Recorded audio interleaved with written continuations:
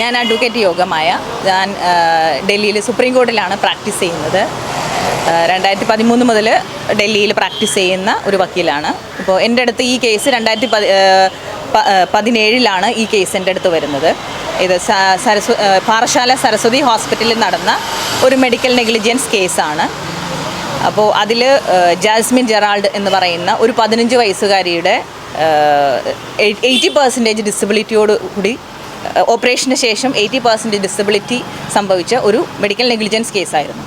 അപ്പോൾ അന്ന് എൻ്റെ അടുത്ത് കേസ് വരുന്ന സമയത്ത് വളരെ ലിമിറ്റഡ് ആയിട്ടുള്ള ഡോക്യുമെൻറ്റ്സ് എന്ന് പറഞ്ഞാൽ ഹോസ്പിറ്റലിൽ നിന്ന് നമുക്ക് കിട്ടുന്ന വളരെ ചെറിയ ഒരു സ്ലിപ്പും അതുപോലെ ഒരു സരസ്വതി ഹോസ്പിറ്റലിൽ നിന്ന് മെഡിക്കൽ കോളേജിലേക്ക് റെഫർ ചെയ്തതിന് ശേഷം അവിടെ നിന്നുള്ള ഡിസ്ചാർജ് സമ്മറി മാത്രമാണ് ഡോക്യുമെൻ്റായിട്ട് നമ്മൾ അനക്സ് ചെയ്തിരിക്കുന്നത്. അതിൻ്റെ മുകളിൽ നോട്ടീസ് ആവുകയും വളരെ സക്സസ്ഫുള്ളി ഒരു 2024 വരെ വളരെ സക്സസ്ഫുള്ളി കേസ് പോയിക്കൊണ്ടിരുന്നതാണ്. ഈ ടൈമിലെല്ലാം ഇതിനിടയിലെല്ലാം ഇവർ ഓരോ രീതിയിൽ ഈ കേസിനെ ഡിലേ ചെയ്യാനായിട്ട് പല രീതിയിലുള്ള ആപ്ലിക്കേഷൻസ് ഇടുന്നതല്ലാതെ ഈ ഡോക്ടർ റിപ്ലൈ ഫയൽ ചെയ്യുന്നത് വളരെ ലേറ്റായിട്ടായിരുന്നു. അതിലും ഈ പറയുന്ന ഡോക്ടേഴ്സിൻ്റെ പേര് പറയുന്നുണ്ട്. അതായത് ഈ പറയുന്ന ദിലീപ് ഡോക്ടറിൻ്റെയും മധു ഡോക്ടറിൻ്റെയും പേരുകൾ അതിനകത്ത് പറയുന്നുണ്ട്. ഇവരാണത് ചെയ്തതെന്ന് പറയാൻ. പക്ഷേ ഇവർ എൻ്റെ അടുത്ത് ഈ ഡോക്ടർമാരെ കുറിച്ച് പറയാതിരുന്നത് കൊണ്ട് ഞാൻ ഇതിനെ ഇംപ്ലീഡ് ചെയ്യുന്നതിനെ കുറിച്ച് ആലോചിച്ചതില്ല. കാരണം അതിനുള്ള ഡോക്യുമെൻറ്റ്സ് നമ്മുടെ കയ്യിലില്ല എന്നുള്ളത് കൊണ്ട്, അതായത് ഹോസ്പിറ്റൽ ഡോക്യുമെൻറ്റ്സിൻ്റെ ബേസിൽ ഞാനത് ഫയൽ ചെയ്താൽ ഒരു പക്ഷേ കേസ് നിന്നില്ല എന്ന് വരും. അതിനാൽ ഞാൻ ആ കേസ് അവരെ ഞാൻ ഇംപ്ലീഡ് ചെയ്തില്ലായിരുന്നു. പക്ഷേ 2024 ജൂൺ മാസം അവരുടെ എല്ലാ റൈറ്റ്സും ക്ലോസ് ചെയ്ത് ഒരു ഓർഡറിന് എഗെയിൻസ്റ്റ് റീകോൾ ആപ്ലിക്കേഷൻ ഇടുകയും അതിനകത്ത് ഈ പറയുന്ന 2 ഡോക്ടേഴ്സിൻ്റെ, അതായത് ദിലീപ് ഡോക്ടറിൻ്റെയും മധു ഡോക്ടറിൻ്റെയും 2019 നോട്ടറൈസ് ചെയ്ത് വെച്ചിരിക്കുന്ന അഫിഡവിറ്റ്സ് അനക്സറായിട്ട് വരികയും ചെയ്യുകയാണ് ചെയ്തത്. അതിലും ഞാൻ ഈ പറയുന്ന അതിൻ്റെ എഗെയിൻസ്റ്റായിട്ട് ഇവർക്ക് എഗെയിൻസ്റ്റായിട്ട് നമ്മൾ ഒരു സ്റ്റെപ്സും എടുത്തിട്ടുണ്ടായിരുന്നില്ല. അപ്പോൾ കോടതി നമ്മളോട് നിർബന്ധപൂർവ്വം അവരെ പാർട്ടി ചേർക്കണമെന്ന് പറയുകയും അതിൻ്റെ ബേസിൽ പാർട്ടി ചേർക്കുകയും ചെയ്തു. ആ പാർട്ടി ചേർക്കുന്ന ദിവസം ഹോസ്പിറ്റലിൻ്റെ അഡ്വക്കേറ്റും ഈ ഡോക്ടറിൻ്റെ അഡ്വക്കേറ്റും അതിനെ വളരെയധികം എതിർത്തു. അതിൻ്റെ ബേസിൽ ഇവർക്ക് കോസ്റ്റ് അടിച്ചു. അത് 25,000 രൂപ കോസ്റ്റോടുകൂടി ഈ പറയുന്ന ഡോക്ടേഴ്സിനെ പാർട്ടി ചേർക്കാമെന്ന് കോടതി സമ്മതിക്കുകയും ചെയ്തു. പക്ഷേ അത് കുറച്ച് 15 ആക്കി. പക്ഷേ എന്നിരുന്നാലും ഇവരെ സംബന്ധിച്ചിടത്തോളം 15,000 രൂപയും അത് വലിയൊരു എമൗണ്ട് തന്നെയാണ്. അപ്പോൾ അതിനാൽ നമ്മൾ അത് കോസ്റ്റ് വേവ് ഓഫ് ചെയ്യാനുള്ള ആപ്ലിക്കേഷനൊക്കെ ഇട്ടു. അതിനുശേഷം ഈ പറയുന്ന രീതിയിൽ നമ്മൾ അതിന് അഗെയിൻസ്റ്റ് ഒരു സുപ്രീം കോടതി കേസ് കൊടുക്കാമെന്ന് തീരുമാനിക്കുകയും അതിൻ്റെ ഭാഗമായിട്ട് നമ്മൾ റെക്കോർഡ്സ് മുഴുവൻ പരിശോധിക്കുകയും ഒക്കെ ചെയ്തു വന്നപ്പോൾ ഇതിൽ കുറേ അധികം മിസ്മാച്ചുകൾ നമ്മൾ കണ്ടെത്തുക ചെയ്യുന്നു. അതിനുശേഷം ഇവർ റിപ്ലൈ ഫയൽ ചെയ്തു. അപ്പോൾ ആ റിപ്ലൈ ഫയൽ ചെയ്തതിൽ ഈ ഡോക്ടേഴ്സ് വക്കാലത്ത് ഫയൽ ചെയ്യുകയും അഫിഡവിറ്റ് ഫയൽ ചെയ്യുകയും ചെയ്തതിൽ തമ്പ് ഇംപ്രഷനാണ് പതിപ്പിച്ചിരിക്കുന്നത്. ഇത്രയും വിദ്യാഭ്യാസമുള്ള ഡോക്ടേഴ്സ് തമ്പ് ഇംപ്രഷൻ വെച്ച് അഫിഡവിറ്റും വക്കാലത്തും ഫയൽ ചെയ്യുക എന്ന് പറയുന്നത് തന്നെ വളരെ അധികം സംശയമുണ്ടാക്കുന്നൊരു സാഹചര്യം വരികയും, അപ്പോൾ അതിൻ്റെ ബേസിൽ നമ്മൾ വീണ്ടും ഇതിന് വേണ്ട കാര്യങ്ങൾ ചെയ്യുക എന്നുള്ളതായി. കാരണം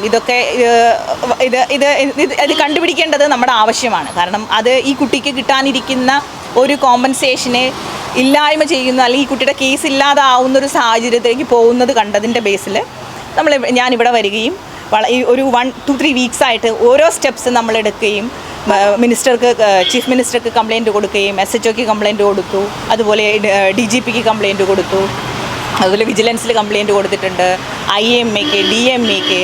അതുപോലെ ഈ ഓപ്പറേഷൻ നടക്കുന്നത് 15 വയസ്സിലായതിനാൽ നമ്മൾ ചൈൽഡ് കമ്മീഷനിലും നമ്മൾ പരാതി കൊടുത്തിട്ടുണ്ട്. അപ്പോൾ ഇത് FIR ഇടണം. കാരണം ഇവർ ചെയ്തിരിക്കുന്നത് വളരെയധികം വലിയ ക്രിമിനൽ കുറ്റം തന്നെയാണ്. കാരണം ആ കുട്ടിയുടെ ഒരു ഭാവിയെ ഇല്ലായ്മ ചെയ്യുകയും അതിന് കിട്ടാനിരിക്കുന്ന ഒരു നീതിയെ നിഷേധിക്കുന്ന രീതിയിലുള്ള ഒരു പ്രവർത്തികളാണ് ഇവർ ചെയ്യുന്നത്. അപ്പോൾ അതിനെ നമുക്ക് ഇനിയും ഭാവിയിൽ അവർ കോടതിയിലേക്ക് ഇതുപോലെയുള്ള ഡോക്യുമെൻറ്റ്സുമായി വന്നു കഴിഞ്ഞാൽ ആ കുട്ടിക്ക് കിട്ടാനിരിക്കുന്ന ഒരു കോമ്പൻസേഷൻ കിട്ടാതെ പോകാനും ഈ കേസ് ഇല്ലാതെ പോകുന്നതിനുമുള്ള സാഹചര്യം ഇനിയും ഉണ്ടാവാനുള്ള സാധ്യതകളുണ്ട്. അപ്പോൾ അത് തിരിച്ചറിയണമെന്നുള്ളത് കൊണ്ടാണ് ഞാൻ ഇവരെ ദിലീപ് ഡോക്ടറിനെ ഞാൻ കാണാൻ പോകുന്നത്. ദിലീപ് ഡോക്ടറിനെ കാണാൻ ചെന്ന സമയത്തുണ്ടായ സംഭവം എന്ന് പറഞ്ഞാൽ ആ ഡോക്ടർ ഈ കുട്ടിയെ റെക്കഗ്നൈസ് ചെയ്തതില്ല എന്നുള്ളതാണ് ഫസ്റ്റ്. അതുപോരാതെ അദ്ദേഹത്തിനോട് നമ്മൾ ചോദിച്ചു, ഇത് സാറാണോ സൈൻ ചെയ്തതെന്ന്. അപ്പോൾ ആൾ സൈൻ ചെയ്തത് ഞാനാണ്, പക്ഷേ ഓപ്പറേഷനൊന്നും ഞാൻ ചെയ്തിട്ടില്ല, നിങ്ങൾ അജയ് ഡോക്ടറുമായിട്ട് കോൺടാക്ട് ചെയ്യാൻ പറഞ്ഞു.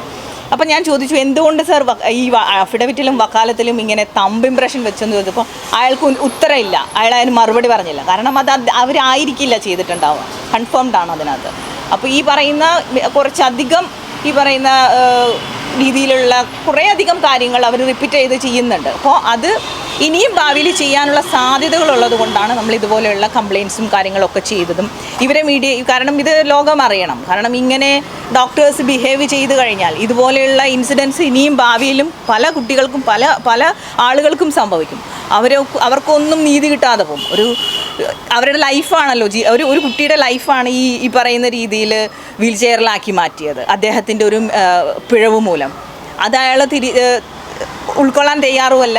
എന്നാൽ അതിന് കോമ്പൻസേഷൻ കിട്ടാവുന്നത് മുടക്കുന്ന രീതിയിലുള്ള ഈ തരം ബിഹേവിയർ വളരെയധികം ബുദ്ധിമുട്ടുണ്ടാക്കുന്നുണ്ട്. കാരണം അവരുടെ കേസിനെ അത് വളരെയധികം ബാധിക്കും. അപ്പോൾ അതിൻ്റെ മുകളിലാണ് ഈ പറയുന്ന കാര്യങ്ങളെല്ലാം നമ്മൾ ചെയ്തിരിക്കുന്നത്.